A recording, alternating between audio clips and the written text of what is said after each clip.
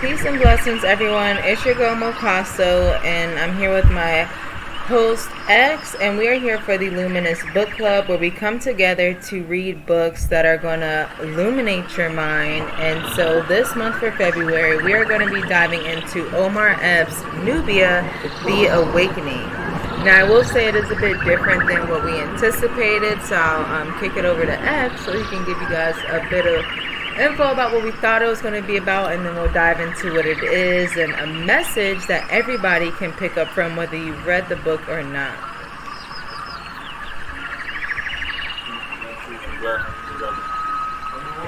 As my wife just came, we decided to join forces on the book club. Personally, can't even come to this point, but this book in particular is not like any books inside of our collection of books.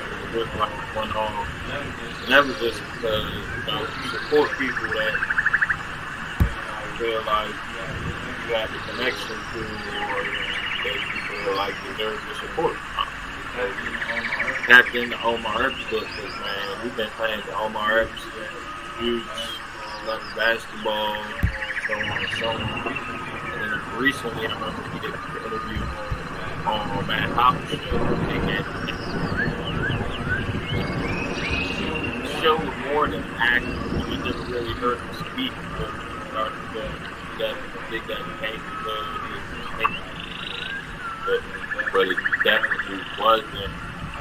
I mean, I'm gonna say the book was built for a teenager, so that was just the adjustment. We're not teenagers.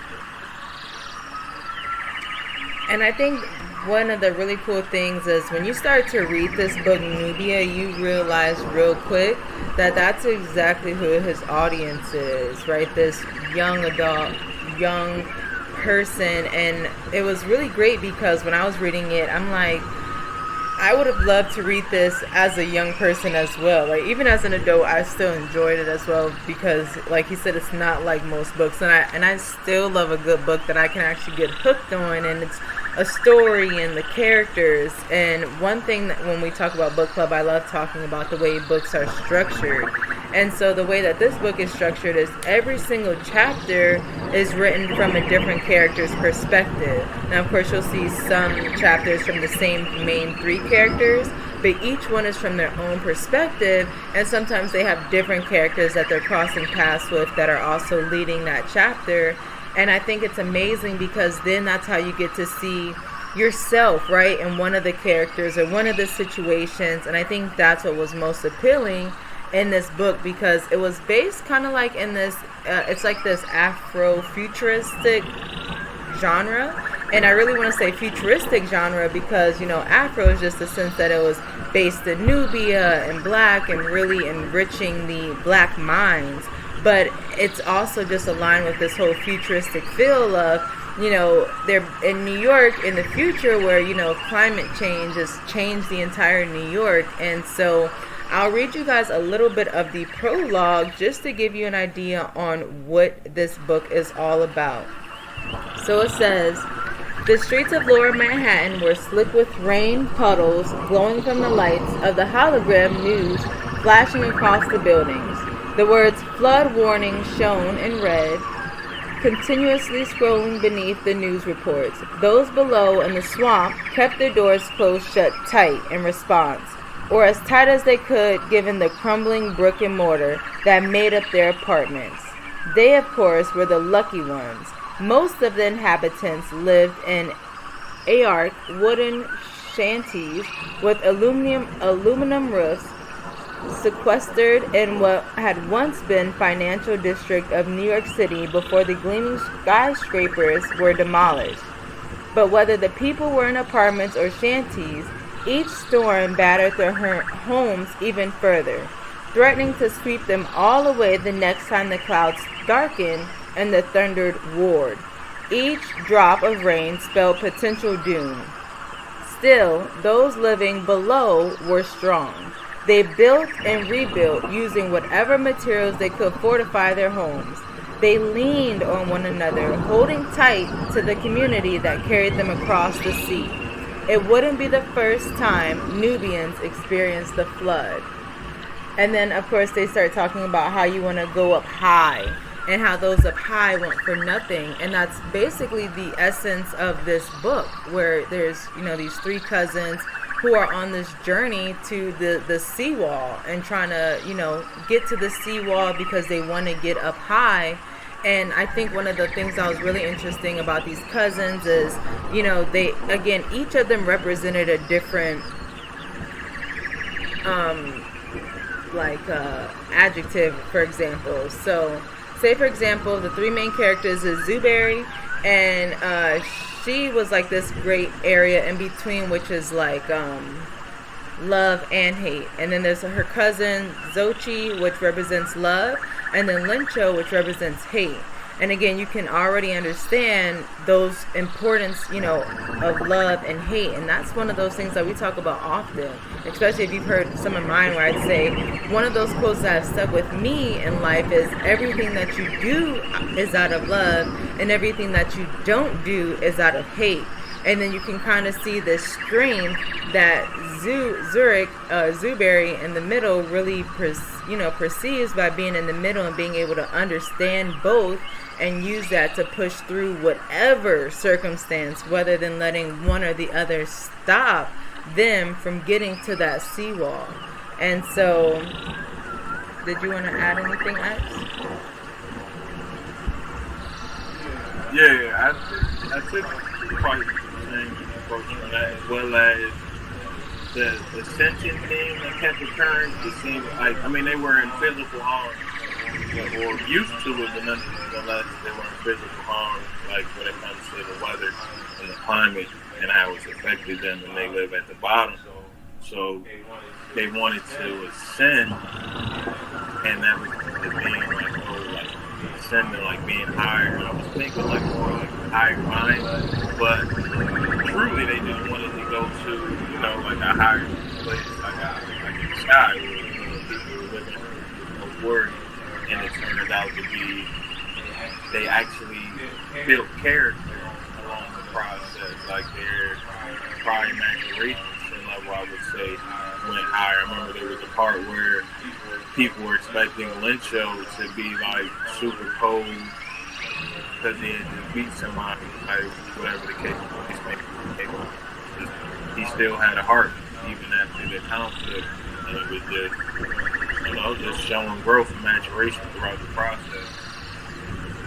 Yeah, and I think that's again why I really admired this book, for the point that it was geared to young people, right? Because again, think about if you had this kind of book when you were younger that even encouraged you that there is more, right? Because again, I think this is something that you become awakened and enlightened older, and I know that is something that I wish I would have experienced at a younger age, because I'm like, man, I would have loved to use a lot of that time to really, really dive into that. And don't get me wrong, I've always been one to, dive into the abnormal anyways, but being able to, again, have this kind of education and content for the youth to say, hey, don't be afraid to ascend.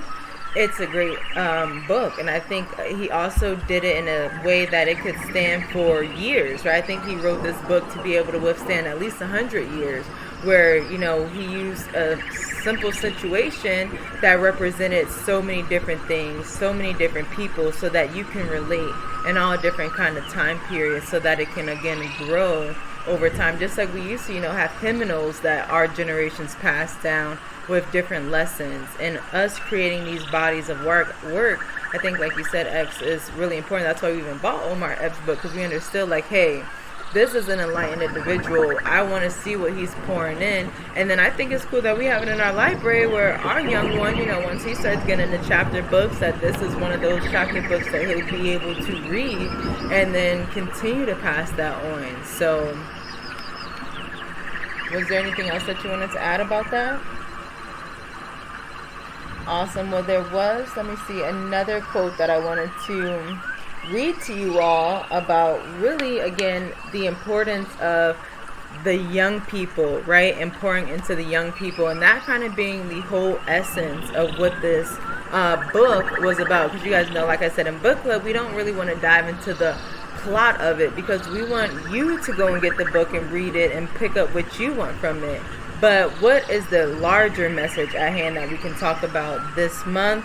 And that's what is pouring into the youth and being mindful of that. So I'll read a part of the ending here, which says, I've sat with all that I've written so far in this journal. I've sat with Uzochi's words and his unwillingness to blindly accept the label of catalyst, an act that must have presented its own personal challenges to him. And thus I've decided that I will privately convene with the other elders and declare that we must meet with the awoken children in a spatial tribune, perhaps with their guardians by their sides, perhaps not, or perhaps they should speak amongst themselves with gentle Uzochi or mighty Zuberi as their representatives, who could later meet with the elders and present statements establishing how the children would like to use their gifts going forward. Our young people should have the right to express what they want and to grapple with their future. What are the questions that have now seeped into their consciousness? How have they changed as a result of awakening? How do their experiences compare to what we once knew as Nubia? The answers to these questions may not be what I have envisioned for our people, but I must allow the bravery of the children to inspire me, to force me to be brave, and to open the future that's fluid and uncertain. Something is coming, something that we must be ready for, even if we do not feel ready. The destiny for all Nubians depends on this, and for that we must put our faith in the children and what they can do and how we must rise up to the challenge of the future. Faith is what I return to. Faith is in ourselves. Faith in our heritage. Faith that we have done enough to prepare for what comes next. And again, I think that was a great summary, again, to show the importance of that. And when you see, again, so much of what's happening now, a lot of the reasons why you see us in the metaverse and streaming on Twitch and Kick, and the way that we're putting it out there is because we understand that the youth are highly targeted. Even when we were youth, we were targeted. You know, we helped Google become who it is because we've all used it. We've used Facebook, MySpace. We've been on these platforms and building these corporations to become who they are because we are a part of this future, and we understand that and attack that by helping be a part of that. And I know myself, even as a mom, I really take it serious when it comes to being in these spaces to educate and protect the youth, because they are super susceptible to a lot more that a lot of our elders had not even known, right, or been used to. And so by us being present is what is helping, again, create that future.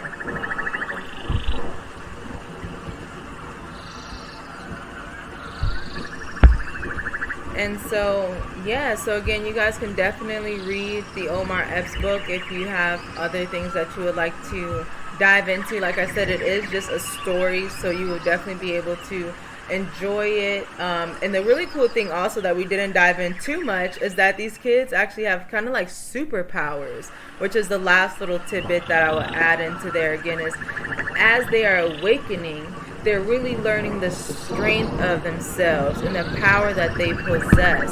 And again, that's why we encourage everyone to explore that journey and learn yourself and go on that journey, because you will realize how much stronger you are when you get there, and you will be prepared, and to put yourself in a position where you will be prepared for what's in store.